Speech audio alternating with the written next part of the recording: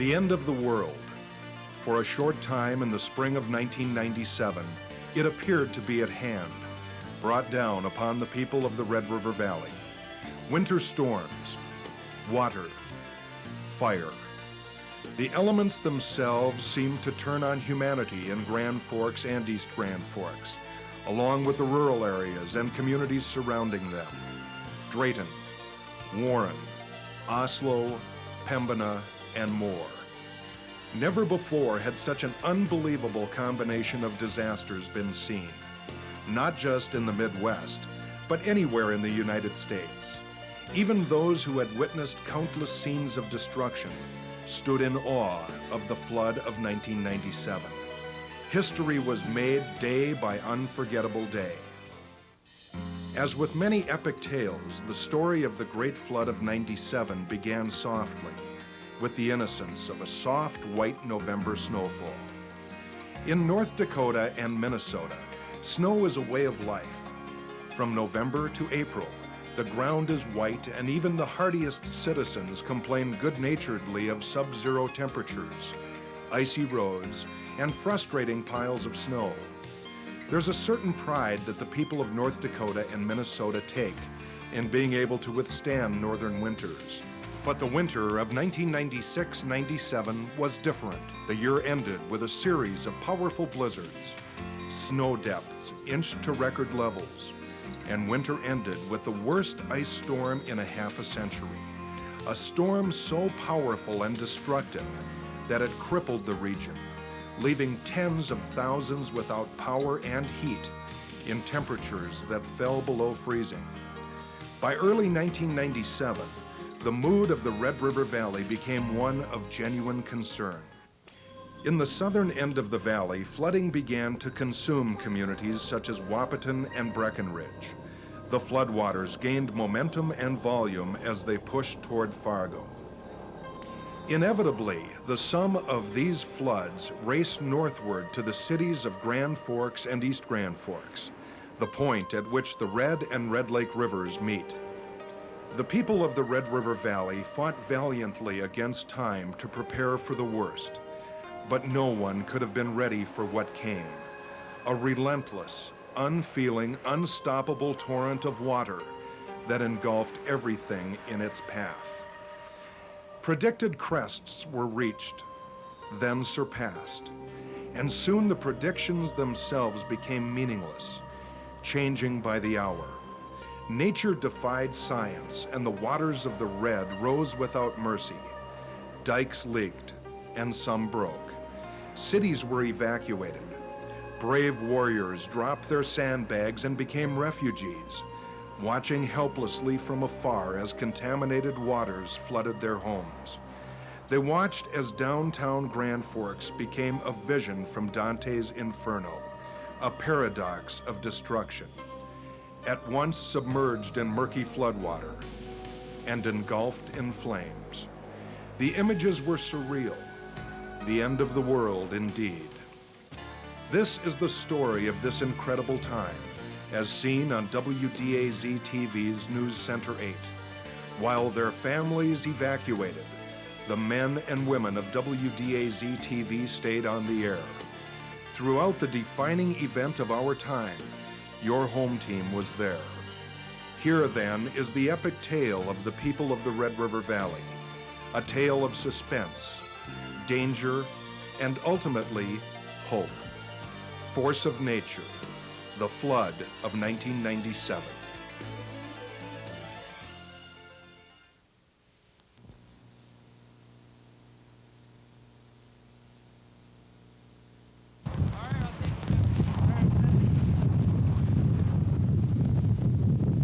Winter's everyday thing, you know. If you live in North Dakota, you're going to put up with winter, so.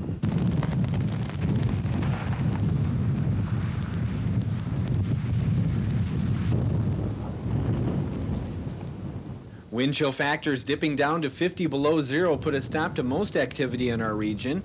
Schools were closed for the second day in a row, and county and city offices shut down.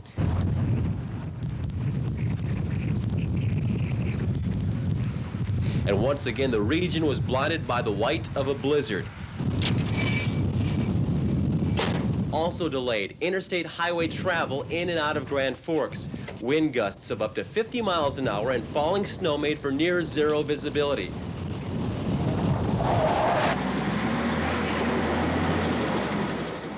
The snow is that much deeper now, the banks that are 6, 8, 10 feet high.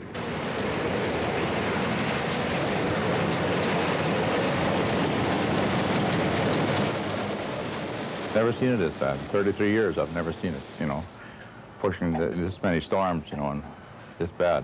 And cancellations of schools, you know.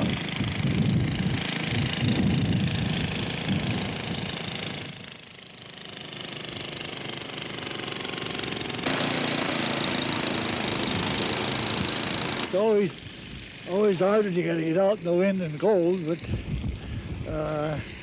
that's North Dakota, I guess you gotta expect it. Well, you gotta be positive and look, oh, okay, we've moved a few more days towards spring and we'll get there. We've made it before.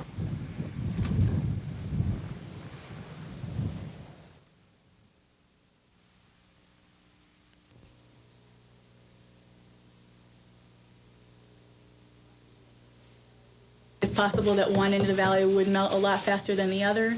Also, the water equivalents south of Fargo, up in the headwaters of the Red River Valley, are higher than the northern part of the valley. Residents living along the Red River and its tributaries should prepare for a severe flood this year.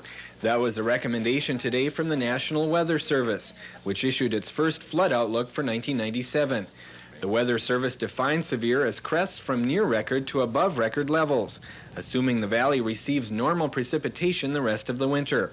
All the dikes in Grand Forks, with exceptions of a few low spots, are good to 50 feet, and we will have plans in place to raise any of the dikes that we have to.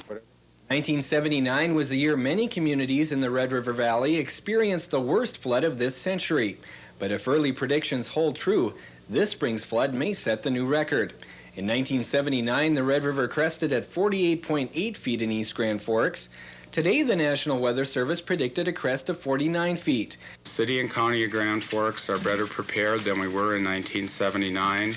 We have an emergency flood plan in place that defines what response is needed at each elevation as the river rises. Overall, you just anticipate doing all the things we did in 79 and plus a little bit more if we go higher. And it's always the going higher that's kind of scary. I don't want to see those dikes sitting there with water getting within 6 inches or a foot. In East Grand Forks, the plans are to raise the dike by the Timberline Court area 6 feet, which would allow it to handle a 50-foot crest with 2 feet to spare.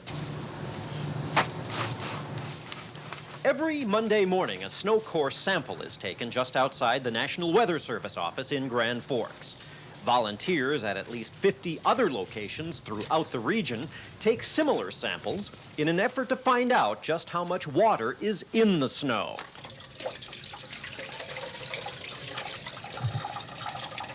This morning, they find 8.42 inches of water in the sample. 8 inches is high. It's one of the higher ones I've seen. And for this year especially. By mid-morning, the core samples and snow depths called into Grand Forks are reported to the North Central River Forecast Center in the Twin Cities. The moisture content is higher than average, and the soil content is higher than average, so all these combined. But it all comes down to how the whole process works. If we have a normal melt cycle, a slow melt cycle, a good runoff, you know, it's going to be hard to get away from having no flooding, but it will minimize the flooding. Volunteers got an early jump on this spring's flood today, as more than 100 people came to the Grand Forks Public Works building to fill sandbags. Another shift relieved them later in the day. Are you concerned at all that you may have to use some of these sandbags you're making? Yes, I am. That's why I'm out here. I want to get some when they come giving them out. I want to make sure I get my fair share. Once we start into the flood itself, we're going to need to be producing bags as fast as we can make them. Pembina County has 50 to 75,000 sandbags ready to fill, and another 25,000 will be ordered for homeowners. I got a couple friends out here, and I got them to come out here, you know, just telling them, come save my house, you know. Warren is already stockpiling sandbags, but these aren't volunteers hard at work. They're people who have been convicted of a crime and are helping the city through the Sentencing to Service program. These are not hardcore prisoners. They're prisoners that are in anywhere from drunk driving to maybe other small offenses. It's a good opportunity for us to get out and help the community, and I don't know, it goes pretty good out here. It's a lot better than sitting inside. Sounds of construction equipment can sometimes be a nuisance, but for many East Grand Forks residents living in flood-threatened areas, it's music to their ears. Sandbags would go about at this height, and as you can see, we can't build. There's enough bank here to build that high. The whole floor, first floor, is underwater by 4 or 5 feet. Then, of course, you can't get to the upstairs unless you have high waders. High temperatures in the 40s and lows below freezing have made for ideal melting conditions in recent days, but it hasn't been enough to change the flood outlook.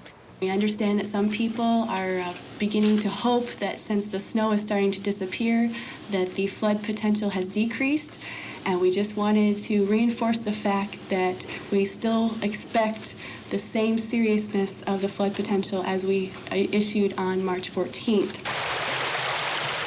Runoff from nearby farmlands had nowhere to go but the township of Vesleyville. Carly is waving to her grandmother, Jan Novak. They're separated by about 3 feet of water that rushed in overnight. She has 2 feet of water in her basement. It hasn't hit up on the first level of the house.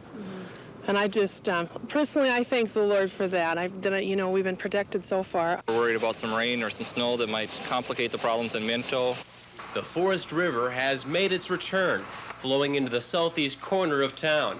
Nearly 40 homes are surrounded by water. Kept making sandbags every night, and we finally kind of caught up, but only we had to add a few bags to last night, because it was kind of tempting to go over the top. We don't need any more water. This is great plenty to go around for a long time. Glenn Brewstead of rural Hillsboro says he'll try to stick out the flood of '97. Several of his neighbors in this area just north of town have already left. Some even had to be evacuated by boat after the Goose River rose faster than expected. Water's come up considerably since 6:30 this morning. We're able to drive up to every house along here. Now, 8 hours later, we've got water everywhere. We're going to make every effort we can to make sure that the Kennedy Bridge stays open. Because we're going to be very, very close to having that, at least the approaches to that, underwater. We know that the Sortie Bridge and the Point Bridge will be closed. The Weather Service has certainly predicted high water. We know it's coming. We know we need to fill a lot of bags. The city's going to try and be prepared with clay, but there's a lot of areas in the city that are going to have to get sandbagged. Homeowners, dikes, and we're a long ways away from what we need. But we're still 3-4 weeks away from this being over.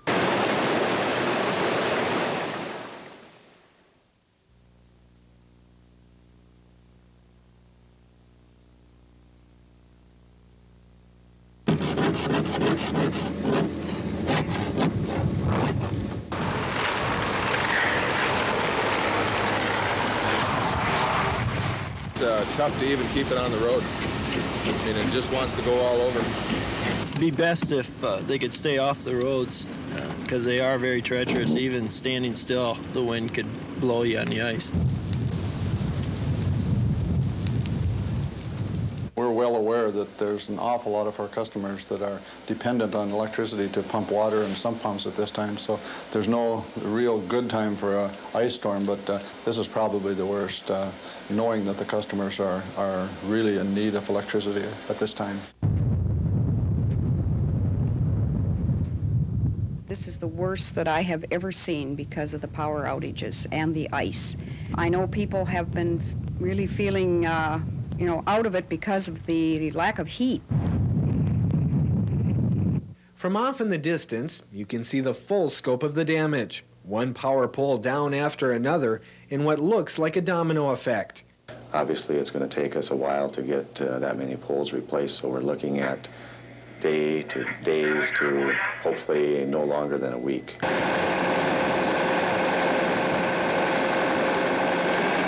The worst part of the Benai storm from our end of it is the helplessness.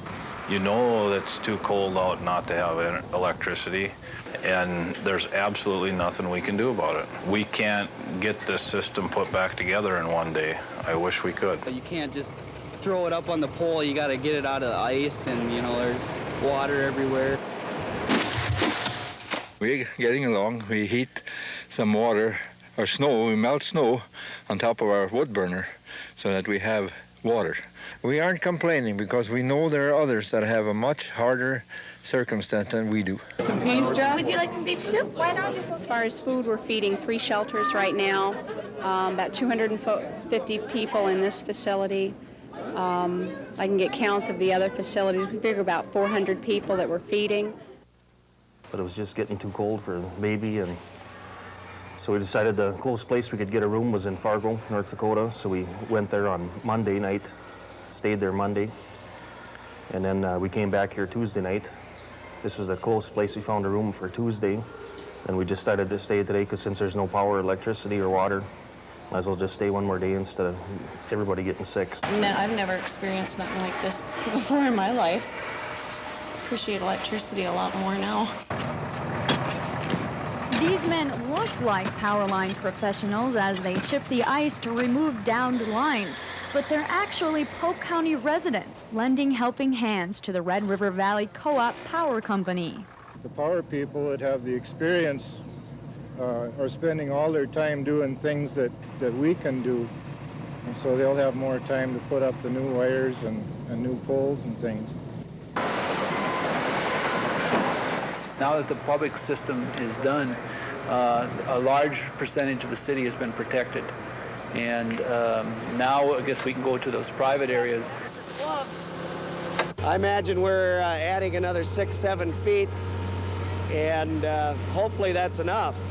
It's to that point where you start saying, well, how high should I go and how high can I go? These kids are just marvelous. And they're so untiring. You know, they work like horses, and they've got a rhythm all going. You gonna ruin your shoes? Or? I wore my old shoes today. I'm not worried. I bought them for school, and, well, I got in the mud. Oh, well, I ruined them, and my dad's gonna freak out. Just kind of transfer down, get our base reorganized, and then we'll keep covering them up, okay? So just come on down here a little bit. We've got to get out and get those sandbags bagged and moved to different locations because this flood is coming and it could be the flood of the century the way it looks.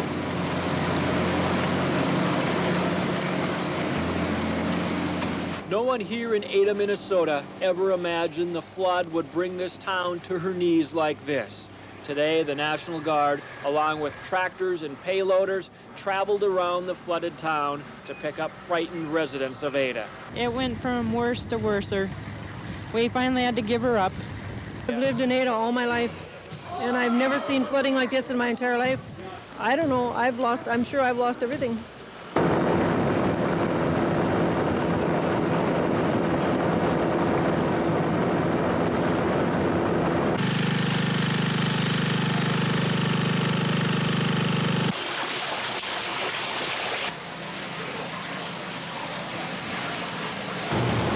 The community of Breckenridge can hardly believe it.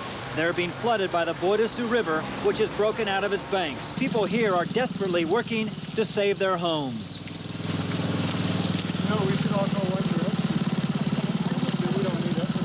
Conrad, let's start swinging. Yeah, let's get to work here. It's just been terrible what the people have gone through, and we're just here to help to support the state and local communities and try to do everything we can. It's been determined necessary by the appropriate authorities, namely the President and the Governor, that it's necessary to support the safety and the well-being of the citizens and the community and the state.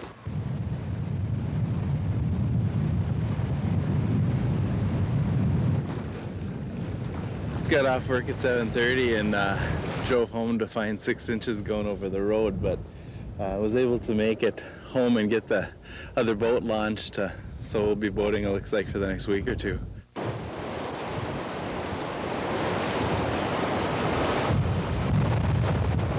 Well, I'm pretty nervous. My knees were shaking going through there. The first time I went in a little bit and backed up. I didn't know if I wanted to go, and then I just went, and it was pretty deep in there. I could feel the water. It's astronomical. I've never dreamed the water would come in this fast. It's an all too familiar story for residents in Warren. Floodwaters flowing across town, turning the city into a battleground against the rising water. Right now, we have no idea if it's going to go a foot higher or 2 feet higher. We're seriously looking into evacuating some people right now. They've given up. They can't fight it anymore. Emergency officials say what's making this flood so hard to combat is that the water is coming from pretty much everywhere except the Snake River itself. That's because the river is still covered with ice and isn't taking the runoff, meaning the water is going in every direction. 3 strikes in a row. We were ready for Mother Nature this time. We had everything under control, and just when we had just enough sandbags ready to go, the levee broke, and there's nothing you could do. Water from the flooding red broke through an earthen dike on Oak Grove's southeastern side, and the tidal wave spilled over into dozens of homes in the neighborhood.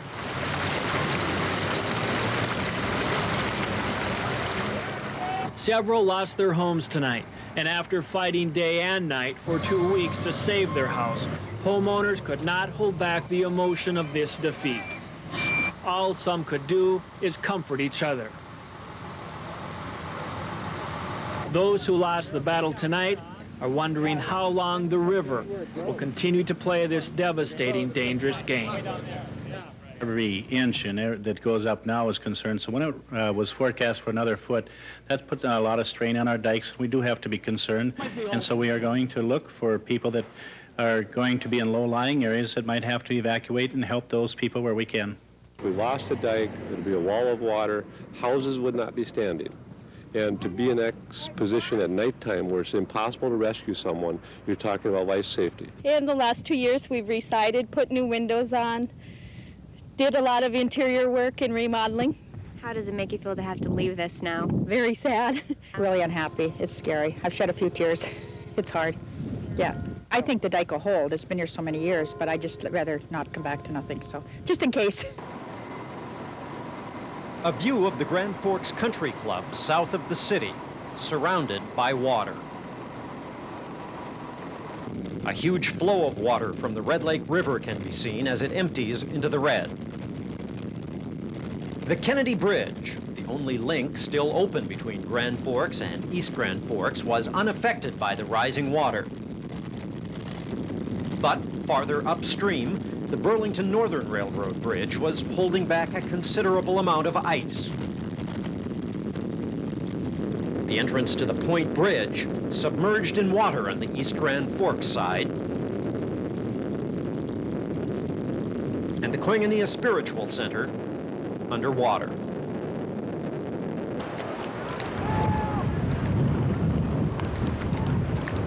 Good luck. Hang on.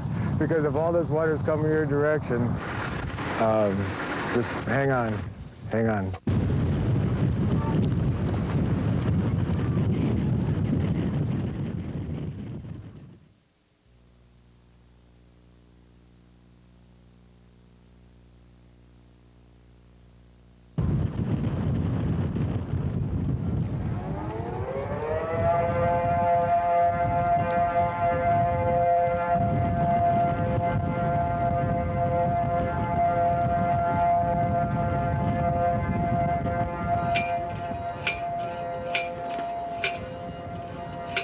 They found an area that they felt was suspect, and they call it a transfer crack, which is a crack near the top of the dike. They saw some dirty water coming through there. They felt it was in the best interest of the citizens that we notify them to leave the Lincoln Park or the Lincoln Drive area at this time.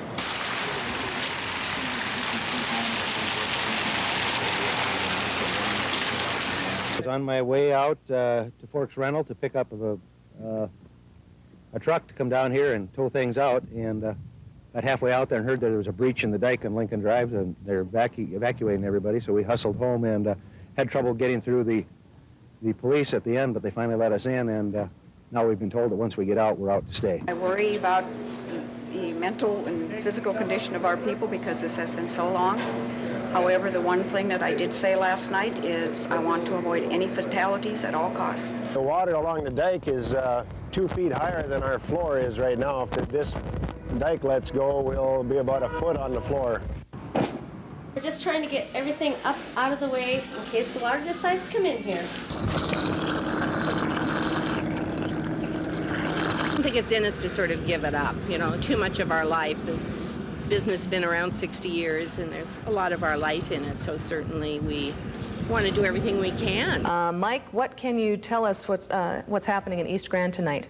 Jane, we're in the point area of East Grand Forks. As you can see behind us, this is the James Avenue Folsom Court area, and there is quite an effort going on here to try to preserve this dike and to preserve the lower end of this home. There's a chain of residents, citizens, maybe back 2-3 yards from an adjacent street, trying to keep this chain going. They've got pumps going. You can hear the spitting of water into the Red Lake River.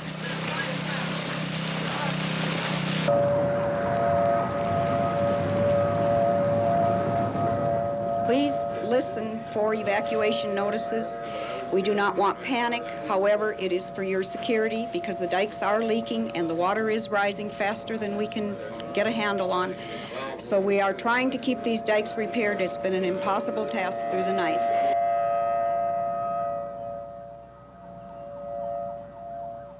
First it was disbelief. I didn't believe that this area would be in the flood area. I had bought this place because it was on high ground near the river. So, I don't know, disbelief, and I'm just trying to get everything that we need and get moved on out of here. My parents came in, they're like, wake up, but then I thought I was late for school, but then they're like, we have to go, and we all had to get all our stuff and pack up and leave. Everyone living in this neighborhood, you need to evacuate. You need to evacuate this area. Right now, we're planning on making it. They are patching, they are working, but the citizens do need to listen to us when we ask them to do something because we are thinking of their safety. It's very hard. 23 years. It's just, what do you do? You just got to start over again. My family's safe. I'm not the only one in the boat. It's not like it's my catastrophe. It's everybody's. Live from WDAZ TV in Grand Forks, this is a News Center 8 Flood Fight Special Report. Good afternoon, everyone. I'm Terry Doolin, and this is continuing live coverage of the flood of '97. Standing by live now, we have enlisted from WDAZ Sports, Rob Lear and Rob Vogel, I should say. Rob, what's the latest? Thank you very much, Terry. I'm standing here at the English Coulee area, here at the intersection of Gateway and Columbia. Two very different stories happening here right now. The first we'll show you is the water that has built up in this area on the other side of the dikes. Certainly as far as the eye or camera lens can see here, quite a bit of water which has caused Columbia and Gateway, in fact, to be shut down. Gateway all the way stretching towards the freeway, certainly as far as our shot here can show you. You can also see back over here as we work back towards the intersection, workers just down the way towards the university building up the dike, trying to keep back the flooding waters. And on the other side of the flooding waters is where they're digging up the dirt. As you can see, a steady stream, a very long line of trucks, at least 15 to 20 deep right now. Trucks in line waiting to grab the earth that's being dug up and take it to the other flooded areas. And right now, one of the areas that is being flooded is this area right here, which they are taking the dirt from. So they're battling the rising waters here right in the English Coulee area, and they're also trying to get some dirt and get some earth and move it to other areas where they're battling it as well. And some workers have just arrived from Bismarck and other areas all across North Dakota coming to try and help in the flood fight, one that will continue on as this process continues. Back to you. Kurt Lenz is covering one of the 4 areas in Grand Forks where the evacuations took place earlier this morning. Dikes are showing signs of weakening in the riverside area. While crews work feverishly to reinforce the structures, residents are calmly moving things up and down out of harm's way while the red rages. We've moved about 3/4 of our furniture either up or out. The rest, we're just gonna hope for the best. That's all we can get. Plus, we got to get to some other people and help them out. How many people, or who do you know? As many as we can. You don't know. You run out of time in the day. From Bill Steckler's house, you can see the Kennedy Bridge remaining open for now. Grand Forks engineers have been doing everything possible to keep that bridge open. The water is just about lapping at the base of the bridge. I've lived in Grand Forks off and on since the late 1960s. I've never seen anything like this. I'm not sure if you can see right now, but across there we do have the Louis Murray Bridge. We have noticed as we've been standing here, there has been traffic going across it, but very, very slow and very bumper to bumper. We understand through Mayor Staus and other officials from East Side that they're saying, please don't go over there. In fact, they're stopping all traffic unless it's at utmost urgency, an emergency that you need to go across that Louis Murray Bridge. We're very close to winning, but really close to losing. It's that thin of a margin there, Terry, according to officials in East Grand Forks.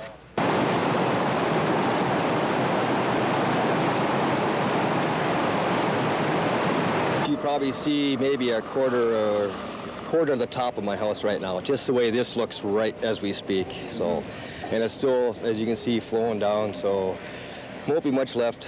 You probably won't see the top of my house when this is all done. So it'll be a loss. It was hard, I think, you know, after all that work and all that family effort to see it not hold. Mother Nature is in charge. That's the lesson we're learning here. We moved stuff upstairs. I think it's going to get in our main level. What do you think when you see something like this? I'm absolutely devastated. My heart just pours out these people, and I see rooftops. Well, I think I prepared myself a little bit. I kind of expected it to go over. I had that feeling, and but it still is not good. You know, it hurts. Realization is starting to set in a little bit. Usually we have the kids' playground equipment over there where you can see where the playhouse is, and we have some trees that go along the fence line. Wishing well, the whole fence is gone, and over there you can see the tree fort that you have to climb the tree to get into. You can just see the top of it. I wasn't alive when the last one was here in '79, but this is unbelievable. It's just terrible. How do you recover from something like this? I don't know. Sometimes I'm feeling really on top of it and strong, and you know, feeling like, hey, you know, there's people a lot worse off, and then sometimes I'm a little more selfish and have my little moments where I let loose, and that's okay. I got to do that once in a while. What goes through your mind at a point like this when you're not only seeing a place that you worked in and lived in, but also a city that is going through such emotional stress? Well, I think, first of all, the enormity of it just is hard to absorb. I think it's so many people talk about walking around in a dream. It's just hard to accept the reality. When we put it all in perspective, you know, the important thing is that we have each other and people, and to just hold on to, I suppose the challenge is to say what's really important here and to be able to hold on to that. There's a lot of grieving going on, and I hope there'll be a way when this is all over to sort of grieve together. We need people, we really do. Belmont Road is under, and went over to Riverside, and there are people, you know, still trying to save homes and working, and talk to some of those people, and it grabs you. But they all still had their spirits up, even though things are, you know, not very good right now, and just shook a few hands and told them keep the faith. We'll make it through with no loss of life. This has been a real partnership with Grand Forks and East Grand Forks during the entire preparation and the entire fight.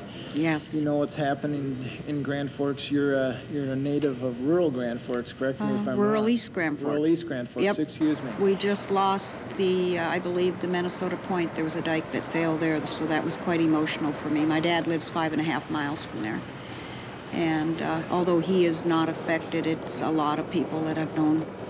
We didn't give in, none of us. We fought it till the end, and we're still fighting here, and so are they. We've got some gentlemen loading some supplies here into a truck. I see towels. I see... Pat, do you think you might be able to get a word with them, ask them what they're doing? What are you guys doing? Can we talk to you for a second or not? Okay, it'll be real quick. This is outside the Grand Forks County Courthouse. Can I get your name, please? Brian Solberg, correctional officer.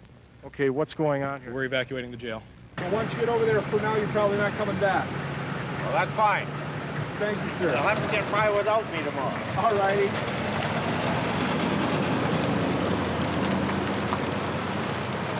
We only got one stacker, so... Everything's been so uncertain, and we don't want to frighten people, but we don't want anybody to get hurt or, you know, stuck in their homes either. So we had asked a voluntary evacuation of those people that don't have water, you know, at this point, and maybe to go out of the city of Grand Forks and stay with friends and to make sure they prepare their homes. But the people east of Washington should be very cautious so that they make sure that they can get out before the water gets too deep in the streets.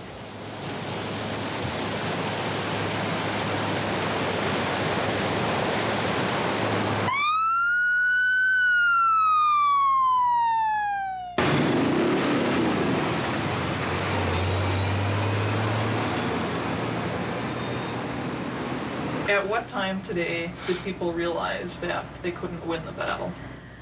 As they started telling us the crest was going to be 53, it went to 53.5, and when they said 54, we just all sort of looked at each other and knew that with the resources we had that we could not accomplish that.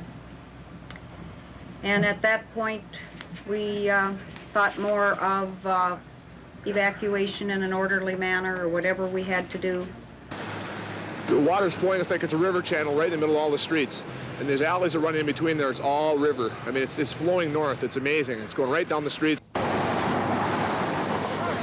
University of North Dakota is going to end its academic semester effective today.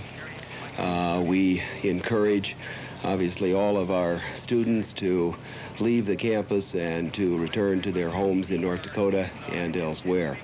There's high and dry out there, and we're in better shape than being here, just for a precautionary measure. From where we stood, we didn't want to leave this area as it was still in good shape and still able to save it. We just didn't want to walk away from it and have it go under. I think they're a little evacuation happy, but you know, it's better to be safe than sorry. I don't know. We're just playing it by ear right now. We're just playing it by ear. Think that. We'll leave if we have to. When it's your home, you don't give up to the bitter end. We're going to stick around as long as we can just to try and hold on. The problem will be getting out. We may be stuck here for a week. I'm near the corner of South 12th Street and 22nd Avenue. As far as the eye can see, the water hasn't reached the first level of these homes. One National Guards person we spoke to said that most people have evacuated this area, but there are a few still sandbagging their homes.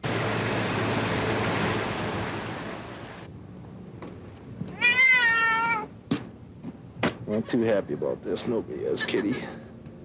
It's picked up about the last hour and a half. They're telling people to leave Grand Forks and evacuate, and that's probably the best thing to do. It's strange to, try and cheer these people up, but I really don't know what to do, honestly. I'm trying to be myself and try and be happy and cheerful, but people come by with the same, solitude on their face. They try and laugh and smile, and the key word is try, and that's all you can keep doing, keep hopeful. I mean, if you could see this desk, if we got a really wide shot of this desk, you would see, this is just a portion of all of the announcements that we've got in, people who are opening up their homes to the flood victims in the greater Grand Forks area. Jerry Roach has room for 4 people in Mackinac, 701-594-8166. Vernon Cole, K-O-E-L, from Williams, has room for 6. A resident in Greenbush, Minnesota, is currently taking in cats. Michigan, North Dakota is opening its Civic Center to shelter Grand Forks flood victims. Randy Ricewig has room for 4 or 5 people in Roseau.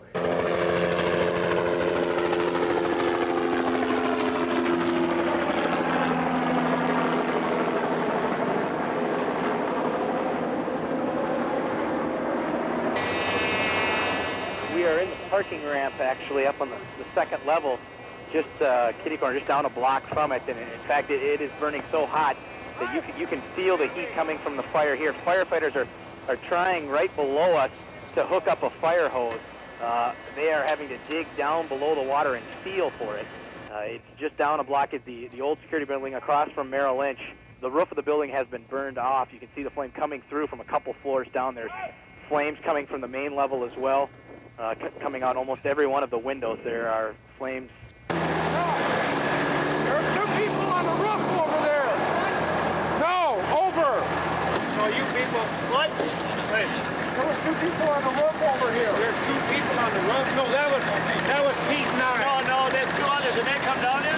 No, there's about 2, 3 buildings over. On this roof?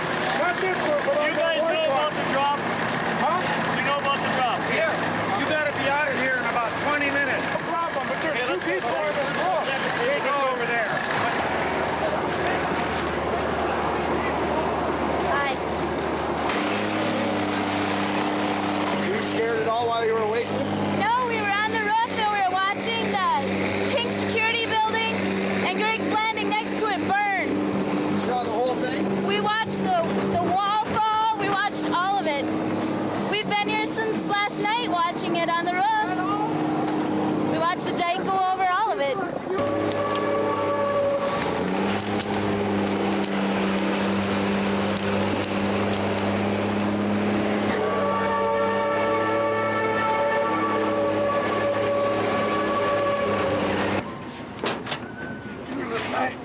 There you go. So you said there's 4 people in this building? Yes, sir. We got an individual over here that's requested to get out as well. It's okay. Oh, Eric, relax. It's okay. There you go. Mom's right here. Oh, it's okay. Come up here. Come up here. Come up here. Oh, this? It's okay. You don't want people to see you crying, do you? That way, We were planning on riding it out downtown. You know, we're very comfortable down there. We had plenty of food and power and everything. As soon as the power went, we knew we had to go. I was going to stay, but the fire convinced me to go. How long were you planning to stay for? We were hoping for 3 to 4 days, but they said it was going to be a 2 to 3 day slow rise. That helped convince me to get out too.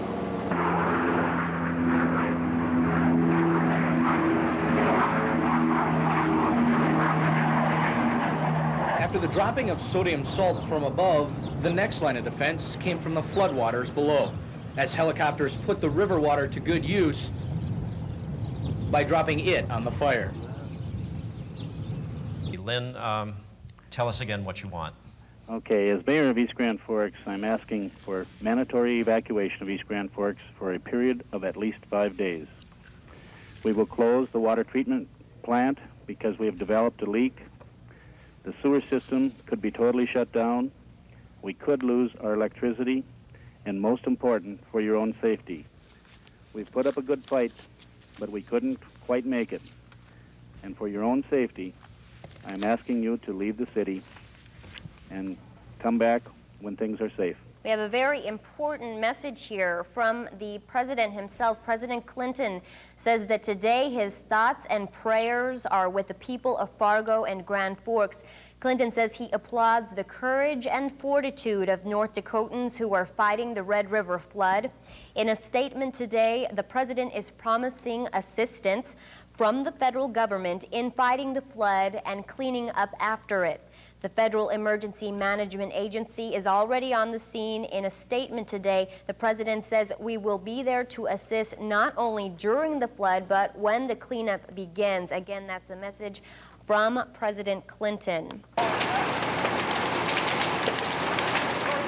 have numerous fires in the downtown area. We now have been able to get some heavy equipment in there. Wind was from the northeast, and so it was the flying brands that were causing us the problem. The wind was strong enough, and the heat from the fire lifting up these brands, and the wind was strong enough and carrying it, and they would fall. They would come down on the roofs, and we weren't able to put water on those roofs before they would catch on fire. The conditions are absolutely horrendous. We're working in 4 feet of water. The water is unbelievably cold. We've had 3 people suffering from hypothermia. We just took another firefighter to the hospital. That was his leg was cut. Our people are getting tired, and they aren't out there long before they're terribly cold. And we're rotating as much as we can, as fast as we can. But we intend to be out there until the fire is out. Okay, we're going to bring you a little more up to speed on the fire, which is the greatest concern right now. It's not totally under control at this time. We do have a great risk of life down there. We are staging helicopters for helicopter rescues. These people, if they can't reach us by some cellular phone or whatever, need to hang a sheet out the window, get on some place where they can notify these helicopters and wave an item. They need to turn electrical power off. They need to turn the gas off, or we're going to have other explosions, electrical problems down there. This is a very, very serious situation. They're saying now mandatory evacuation. This is mandatory now. Evacuation has been ordered for all areas east of I-29, for all low-lying areas to the west of I-29, from the city of Grand Forks north to the Walsh County line.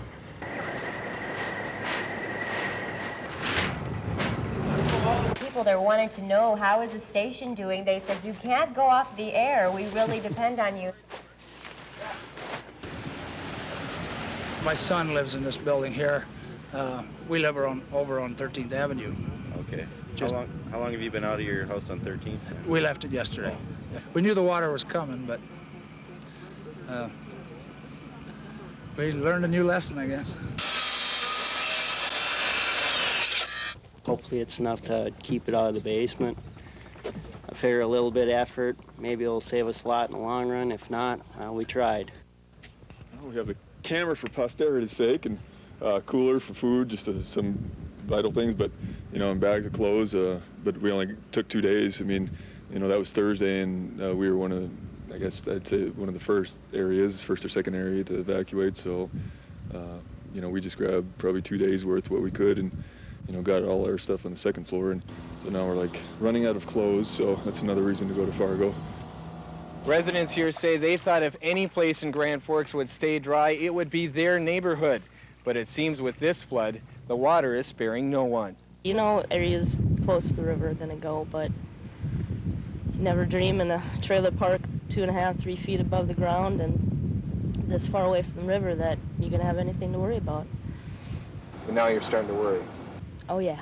We never expected to get water here because this was one of the last places in town that was dry. I don't know. I guess it's got to come up maybe another couple more feet before it starts getting into our house, but we're not going to take any chances and get as many things as we can out of here and come back when it's done and see what's left. This is the security building. Okay, to the left is Griggs Landing, nightclub in Grand Forks. And all around water. This, courtesy KSTP, our ABC affiliate in the Twin Cities. Pool coverage provided for us of the devastation of downtown Grand Forks. It's a building that contained the Browning Arts Studio, First National Bank building. And I never did realize that we could make it over the last several days the way we have. The spirits of the people, tired, working 24 hours a day, losing homes, has been absolutely tremendous. It's very hard to turn away from your home and watch it go underwater.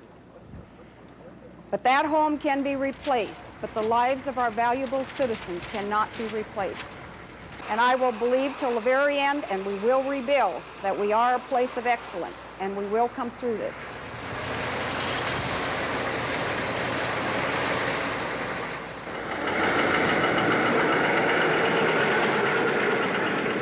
We're doing everything we can to meet the individual and group needs of these evacuees. All of the volunteers and all of the public services, I have been just as willing, and of course coordinating through the emergency center in the county. And we're working together as a team here.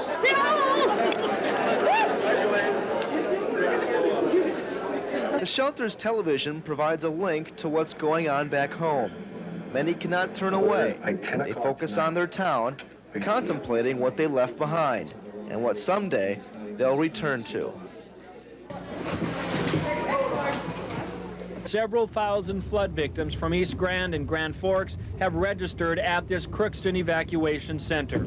We took everything out of our basement, ripped the carpet and everything out, and put it all on the main floor. I never in my wildest dreams imagined it was going to go to the main floor. And, you know, I didn't even get to get my car out of the back garage. That's completely underwater. And you have nothing? I have clothes on our back, what we grabbed, and we took off. And once the dike went, that was it. Every single church in Crookston is providing shelter for the flood victims. 3 hot meals a day, a place to sleep. Today, you can see the strained faces, tired and scared children, and parents who have watched their kids go through a traumatic family crisis. How do you put it all back together? We just don't know. I mean, we have nothing to go home to now. Water world. You know, it's just water everywhere. It's in both Grand Forks, East Grand Forks, our community is just about completely covered with water, whether it be 2 feet, whether it be up to 12 or 15 feet. There's no more sandbagging now. There's no more diking. We did our work. We tried our best. Mother Nature beat us. It's move forward. Let's do what we can to restore the community.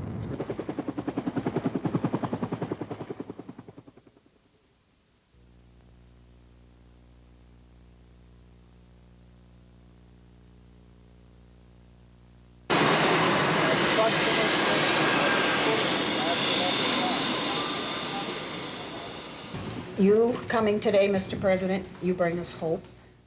Good morning. President Clinton has arrived at the Grand Forks Air Force Base getting ready for his aerial tour of the flood-ravaged area of Grand Forks and East Grand Forks. The way that President Clinton sees it, people in North Dakota, as he says, are quite literally in a fight for their lives. This is the first time that President Clinton has been to North Dakota. This was a hastily thrown together media event. We learned just yesterday, I believe, that the president was coming. The regular routine of credentials and all of that usually begins at least a couple of weeks before, but not this time. I'm honored to be here, and when I saw pictures of some of you stacking sandbags in a blizzard, I thought that I had bad reception on my television at first. It was an amazing thing. I don't recall ever in my life seeing anything like this, and I have been very impressed by the courage and the faith that all of you have shown in the face of what has been a terrible, terrible dilemma.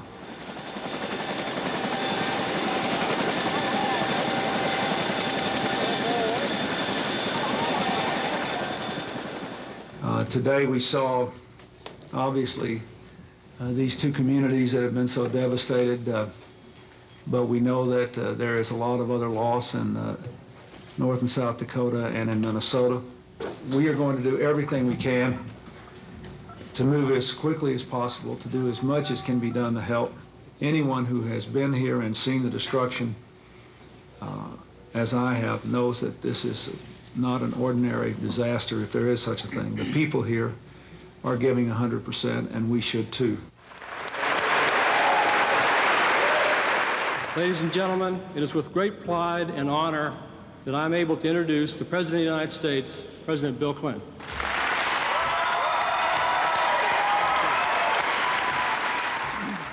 We have all come, first of all, to see firsthand what it is you've been going through. Secondly, to pledge to do our part to help make you whole. And thirdly, to tell you that we're for you. We have hardly ever seen such a remarkable demonstration of courage and commitment and cooperation and basic human strength, and we are very impressed and proud to be Americans when we see what you have done in the face of this terrible disaster.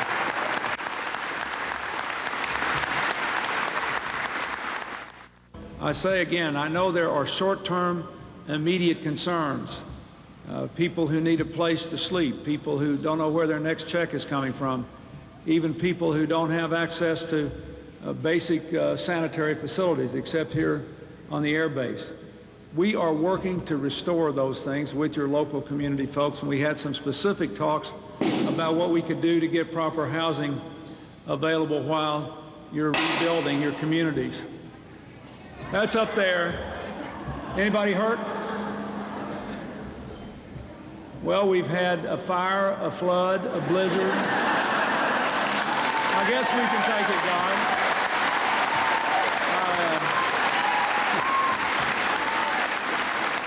I saw something your mayor said the other day that struck me in particular. She said, what makes a community a place to live in is not the buildings, it's the people, the spirit and faith that are in those people.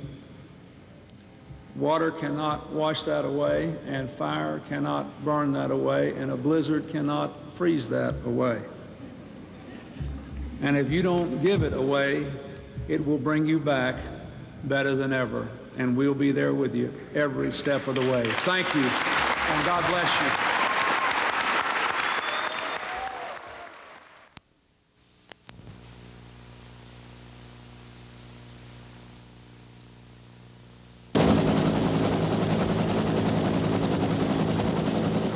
We're not refugees, we're survivors.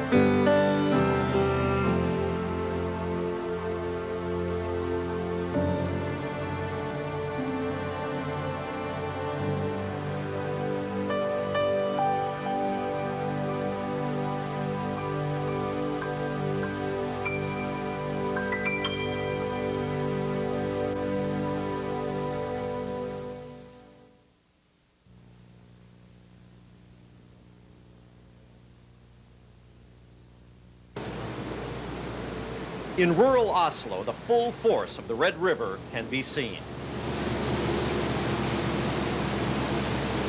Roughly half a dozen farm dikes have failed, flooding farmsteads. Among them, Jim Nelson's. Yeah, some of the ring dikes we've been able to hold, but there's some that the water has just come up too high, too fast, and they went under. Including yours? Yeah, our farm is under, yes. The story for the town of Oslo itself is a good one so far. The dikes are holding, and the water appears to be going down. The mail is making it in and out of Oslo by boat. Businesses remain open. The city has perhaps half of a 10-day food supply brought in earlier left. We feel very fortunate looking to the south and what's going on towards the north. We're one of the more fortunate areas in the valley. That Harlow just called a little while ago. Drayton residents were given until 8 p.m. Wednesday to pack up their belongings. They were allowed to come back after an emergency evacuation early Tuesday morning. I think I'll rest better knowing that if it does come up, it won't be all gone. But even though all the residents are leaving town, work is continuing on the city's dike system. Crews are using wood with a plastic lining to raise a dike 4 feet, creating an impressive barrier between the town and the rising Red. And it's the Great Wall of Drayton. Residents say seeing what Grand Forks is going through is motivation enough to keep working. Their loss, you know, has been the protective thing for us. Bolt here holds it together, and that's going to be the crown of the dike. So we're going to have 18 inches of more water leeway. And we got the boards cut here. We're going to pound them in, stuff the sandbags in the cracks, and fill her with sand. We just want to work as long as possible. Nobody's giving up in this town. People are fighting to save it. They're working hard. There is no sense in going to a point where people are in danger. Still going to keep up the pace like as if it is 58 or 59 because you never know what's going to happen. And what if we get a rain or whatever, we should be prepared. Pembina is a virtual ghost town, but a ghost town still high and dry. The sand-filled plywood extensions added to the top of the town's permanent dike system, doing its job, holding back the floodwater. Just across the river is St. Vincent, Minnesota, home to more than 100 people, normally, now also evacuated by all but the most necessary flood fighters. By airboat, the magnitude of the flood fight can be seen. Mile after mile of diking topped off by sandbags. The massive effort continuing with the help of the National Guard and the Coast Guard. Work that is cold, wet, and dangerous. Oh, we're going to win.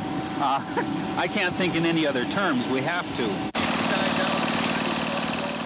Dale Burke has been in the fight of his life since last Saturday. The water around his rural Walsh County home started jumping 2 to 3 feet a day earlier this week.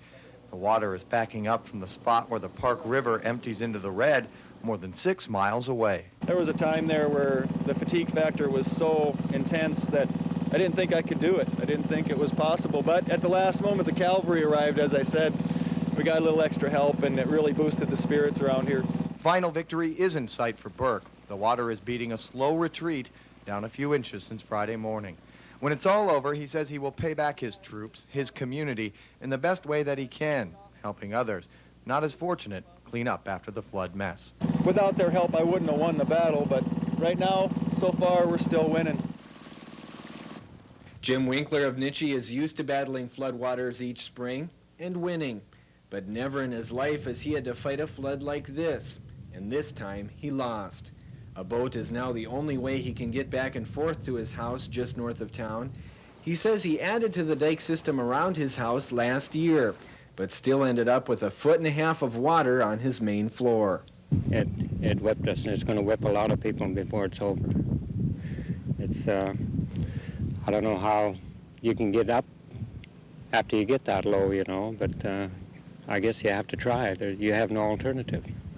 But while Winkler may have lost his battle with the Pembina River, the war rages on in Nitchie. Most of the roads into town were blocked off with sand barriers to protect against overland flooding. and the city's primary dikes were raised 3 feet. They're now up to 26 feet, a half a foot above the projected crest. We're all getting tired and burnt out from it, but hopefully it'll save our town. I'm worried about these people because I seen the water go from Walhalla down this way. It's all up near Walhalla now, but it's coming this way. We were a little bit surprised at what we were getting on the Pembina River based upon the earlier projections, but we need to just take things as they come and handle them.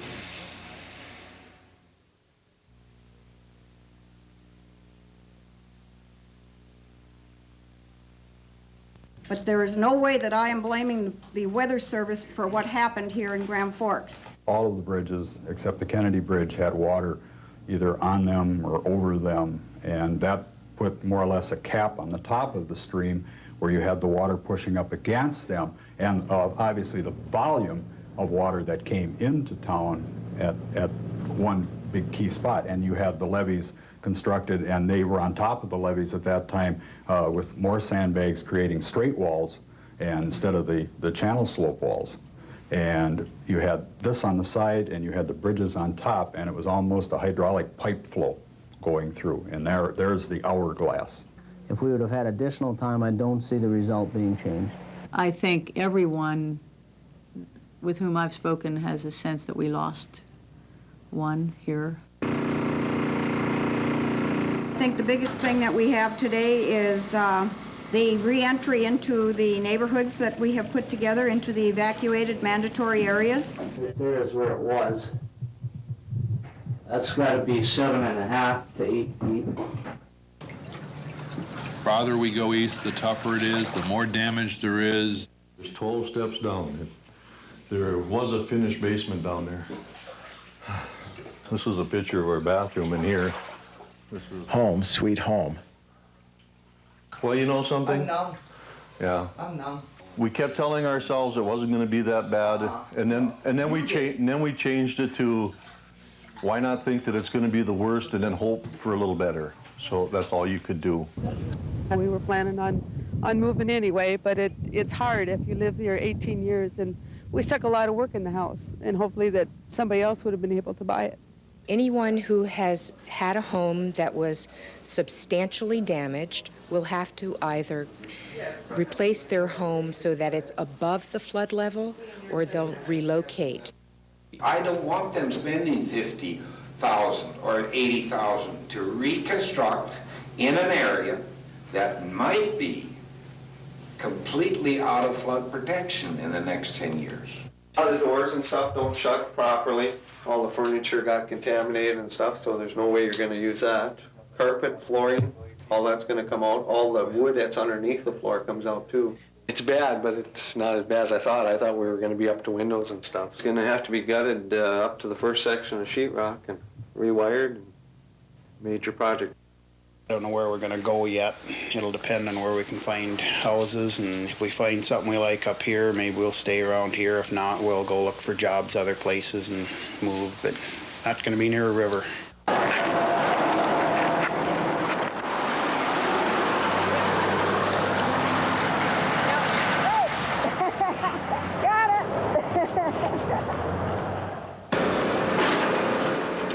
Downtown will never be the same. Right now, I think we need to take a baby step at a time and clean up that area, see where we're at. We definitely are not going to kill downtown. If we can, we'll make it better.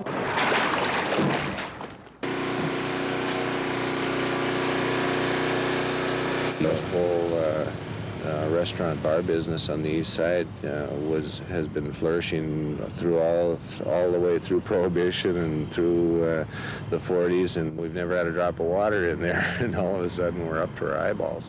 It's total devastation. I think cleanup is not going to help much here. Everything I've seen in here is shot. You know, the electronic equipment and everything is so soaked down and full of mud that I don't think it'll ever run again. You hear Whitey's or Antique or names like that that have been around for a long time.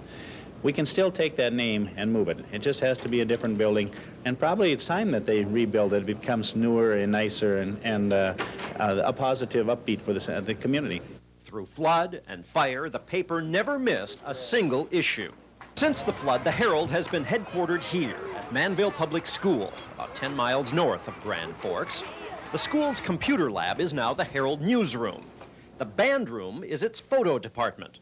The paper's administration works out of the library. Close quarters, much earlier deadlines, a newspaper reduced in size to one section of news and printed in St. Paul. The worst thing that could have happened to us and to the community was for us not to come out, because by coming out as a newspaper, that meant that the flood could not defeat us and the fire could not defeat us, and that we could come back and we could come back from that, and if we could come back from that, everybody could come back from that. That part there was a bedroom, and that was a closet. I don't know whose table that is. That kind of floated in and hung there. I've been down here a few times before since Monday, but I've never been able to get in the house because all the doors were jammed.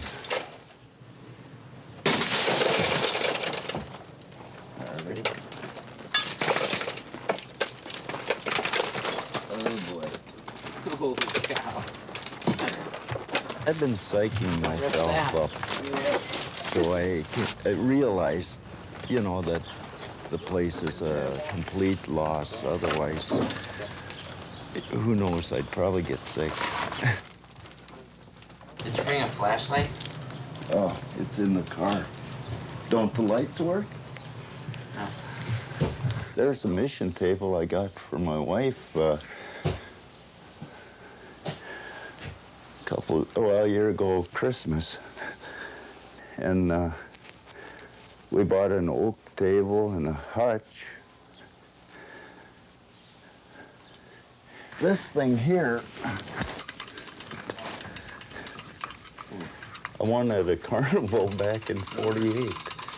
The TV that we had downstairs is up on the neighbor's roof.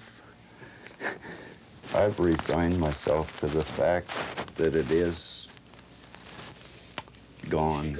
Your room is just covered with And, the ceiling. you know, I'm just gonna have to Okay, get in line, but mine is, I mean, I have plastic. realize and hope I can relocate in some place that this will never happen again. I'm just gonna walk away from it. You know, I've been there 25 years, and I guess that's the end of it. Boy. Oh. First time I saw it, I laughed. Oh, it was pretty funny. I still think it's kind of funny. But, well, that might be the thing that pushes the damage estimates to a total, so it might be a blessing, I guess. This was the kitchen.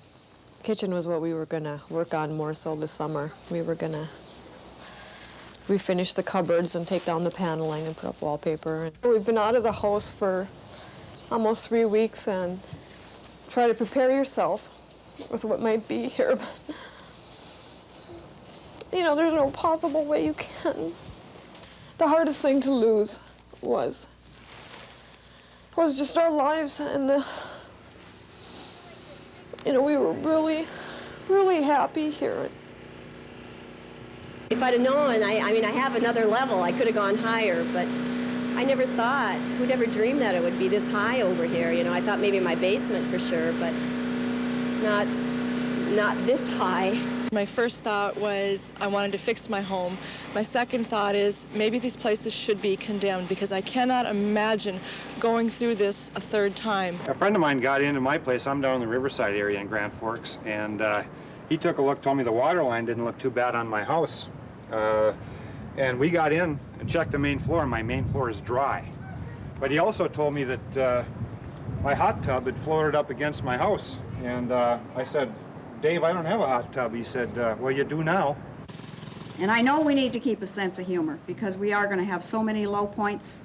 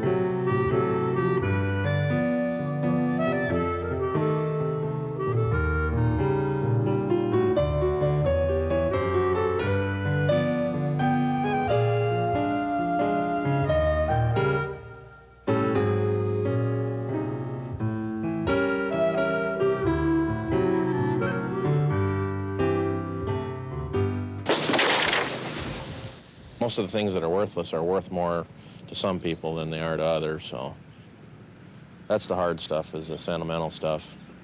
Stuff you've put a lot of work into, and wedding stuff. Over in Okinawa, and we got this Papasan chair.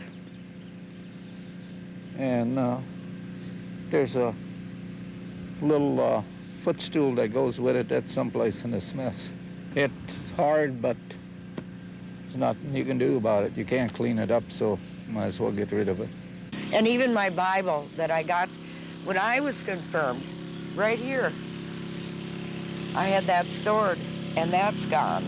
Lots of memories, lots of memories. Debris is normally about the biggest job of any, whether it be tornado, hurricane, flood, whatever. And it's long hours, but you got to do something. You know, most of us lost things, and we got to carry on. So funny to see everything go, everything you had in your basement for years, but it's nice to get it out of here so you can just get everything started all over again and just kind of get on with everything. And as you come in here to the office, desk is completely turned over, and all the chairs and everything in the office is completely gone. The paper's up in the ceiling, huh? I haven't even been down here. Let's go in these offices once. Ooh, here's another one, planning office. Oh, look at this stuff. Unreal. Estimate is over $1 million to fix it up, so we certainly have to look at building a new building. We go up, we close the Sorley Bridge at 47 feet. But notice how the chart had 52 feet. We never even thought we'd dreamed that we'd get that high. We topped the charts, and like we said, we went right through the roof.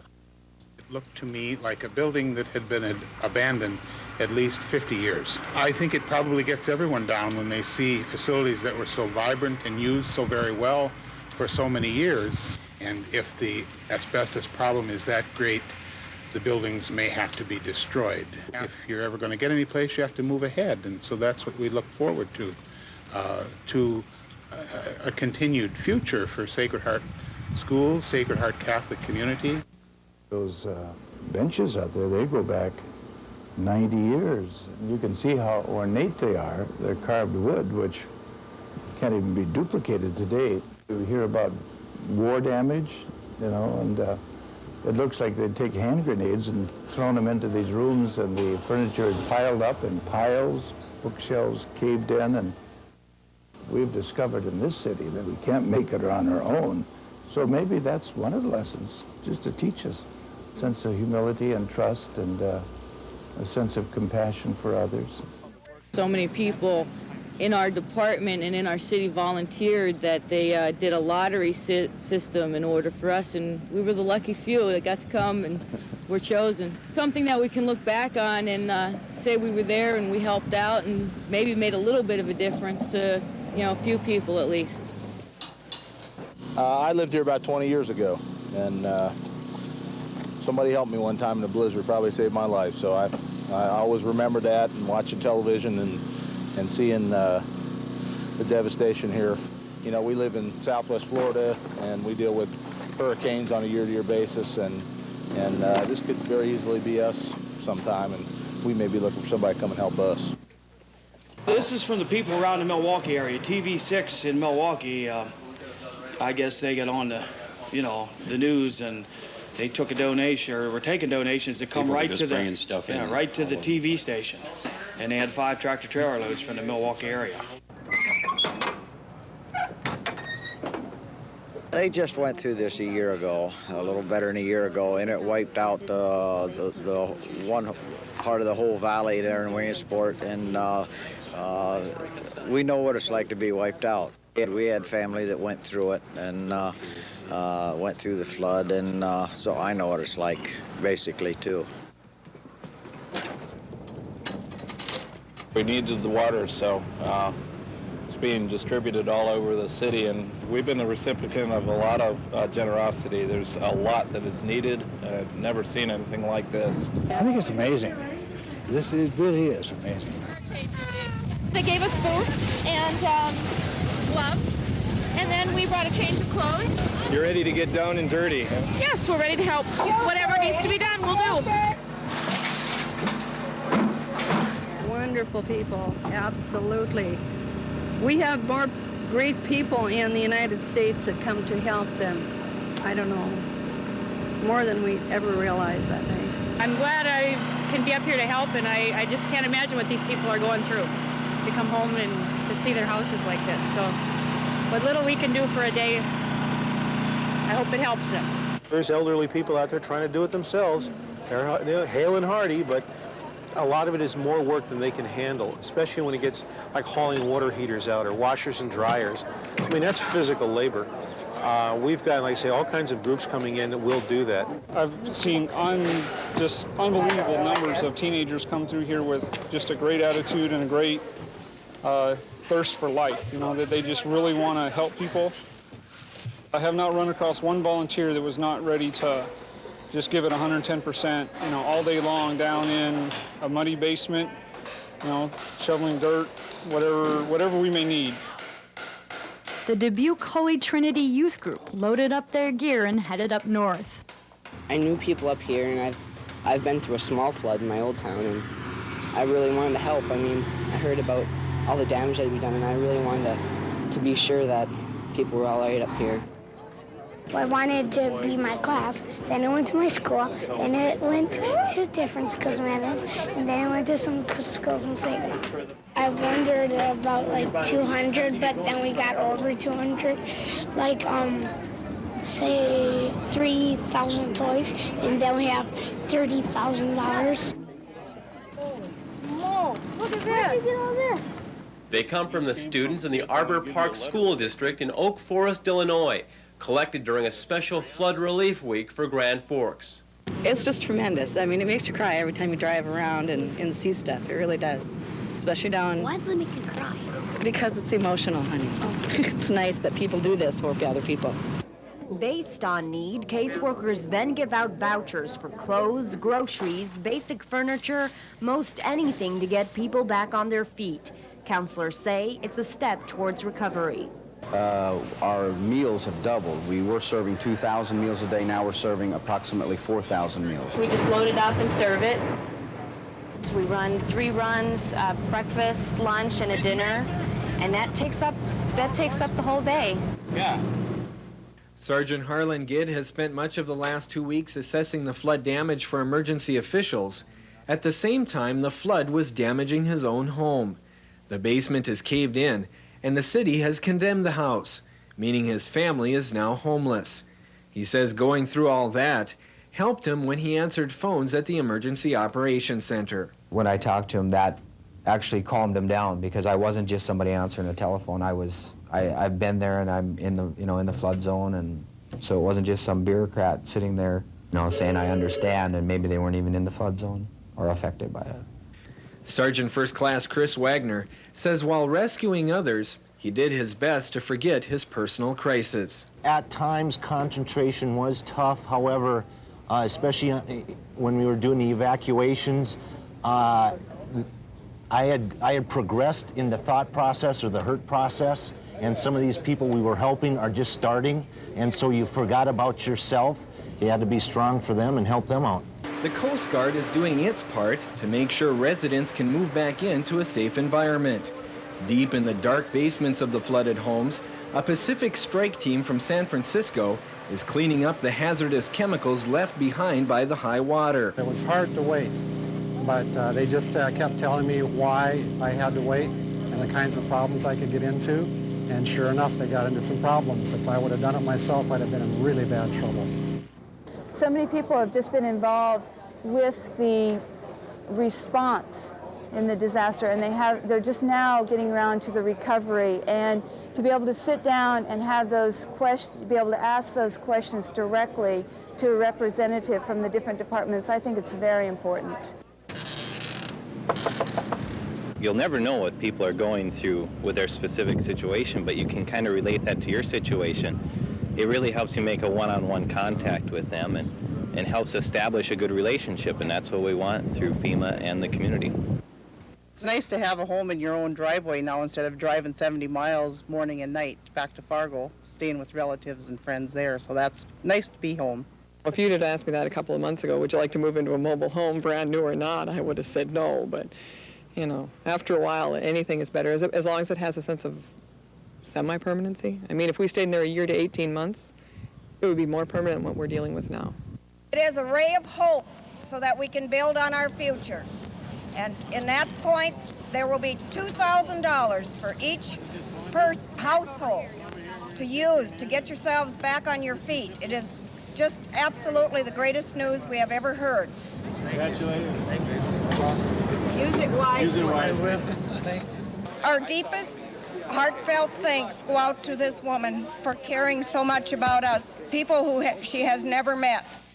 You had a chance to talk to this woman. What would you say to her about this? God bless her. I'd give her one big hug and say thank you. Oh, man, would I. Hundreds standing in line at Senior High School in East Grand Forks. At the end of the line, a $2,000 check, a gift from an anonymous giver, the Flood Angel. Just Bill, here you go. Very good. How are you? Not say a prayer for the person who gave. Okay. Thank you, sir. Thank you. Face after face, check after check, story after story. I lost my home. I live in Griggs Park area. So what will you be using the money for? To buy some new linens, appliances possibly, to get reestablished again. Do you know where you're going to live yet? No, I want to move back to East Grand Forks though. Why? It's my home. And I miss it. Any thoughts on who the donor might be? No. Does it matter? No, it doesn't. I wish I could see her. To thank her? Yes, more than thank her. Give her a big hug. How do you thank them? It's help your neighbor. Frankly, that's how I think the best way to help this person would be feel real good about that. She's not interested in rebuilding the homes. She's not interested in rebuilding businesses. She's not interested in brick and mortar. She's interested in the true human spirit. Well, this will make you feel better, I hope. People are very thankful, and you see tears of joy, and you see that they're going to have some money to go out and spend, so that's great. There you go. Good luck. The word came out when the Grand Forks Herald reported the Angel was in town at the same time noted donor Joan Kroch's jet was at the Grand Forks Airport. I think it's pretty terrible. The generous female wanted to be left anonymous, and it didn't happen that way. And I think it's terrible that we'd want to publicize something like that. Leave her alone, because if they didn't have that money in the beginning, why do they want to know now? Free speech and stuff, do what you want, say what you want. I didn't think it was important to know that, but in a way it is too, I guess. I don't think the Herald should really be digging into it if that's what it wishes. Since the original donors' gifts have been expended, approved to be expended, we're going to try to service as many of these other applications as we can at $1,000 or up to $1,000 per head of household. The National Guard still stands watch on Drayton street corners, but now people are returning to their homes for the first time in more than a week and realizing just how fortunate they have been. Didn't know if the deck was going to hold, if it was not going to hold. It's different.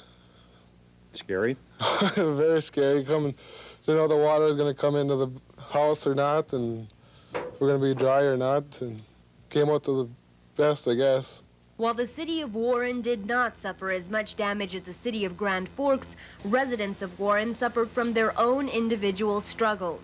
Emily Cullen had a complicated pregnancy during the flood while her husband was called away for National Guard duty. Taking time, to get things back to normal and, your house back in order, and we're still trying to get our furnace working from the water damage so we can bring the baby home and stuff. Residents are particularly worn out after 2 floods hit at around the same time last year. It's getting very frustrating in that the only positive thing I can say is that in June we're having a meeting with the NRCS and that to try firm up and confirm our plans for our long-term diversion project around Warren, a project that we have found that to be cost-benefit ratio is positive for us, and with the river running through towns such as Warren, and we felt that it's the only way for us to go.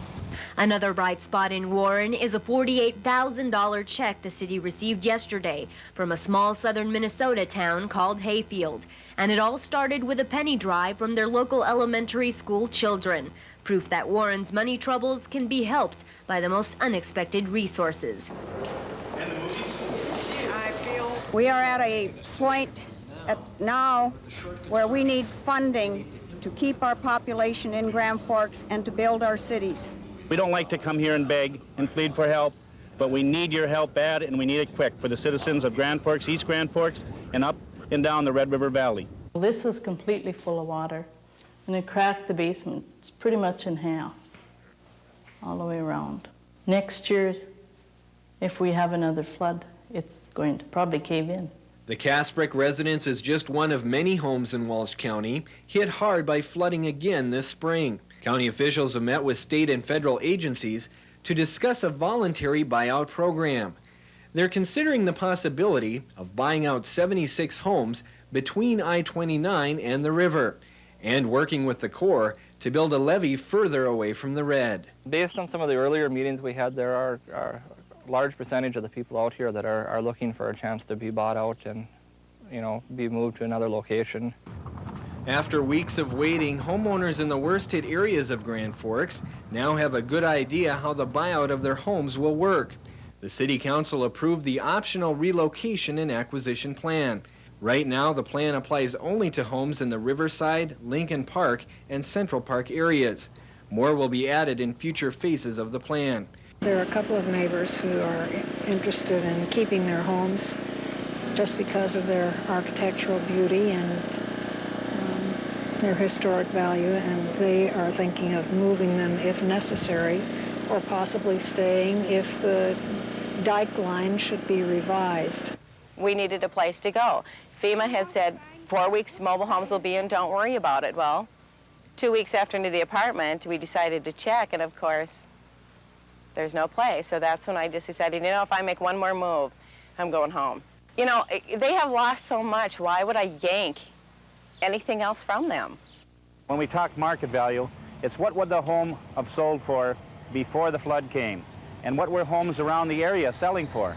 So they're going to get the best possible price they could get for that house. Sure, there's going to be some people that go to another area, but our hope is that they will relocate in East Grand Forks, and I hope that they'll think that, like we are, that this is going to be a better community than it was before. The opportunities ahead of us are huge. This tragedy has opened the doors to maybe some very positive, innovative new ways of running a downtown. It'll be fun. I'm looking forward to it. Putting together a downtown that will be for 50 or 100 years. It's going to be something that children and grandchildren and great-grandchildren are going to really be appreciative of. We can tell you that help is on the way. We just passed the supplemental in its entirety. Big old time. The ones that we really have to give a lot of thanks to is the people, because the frustration that has set in and the time that this has taken, they've had a lot of patience. We've been waiting some long while for this, and let me show the mayor the signatures on a piece of legislation that will unlock the gates here for the resources necessary for rebuilding and recovery. Thank you. Appreciate it. And I just have a whole new respect for our cities. They just are coming back, they're seeing their homes, and they're digging in, and they're cleaning up, and the business is the same. So I just want to say how proud I am of this community.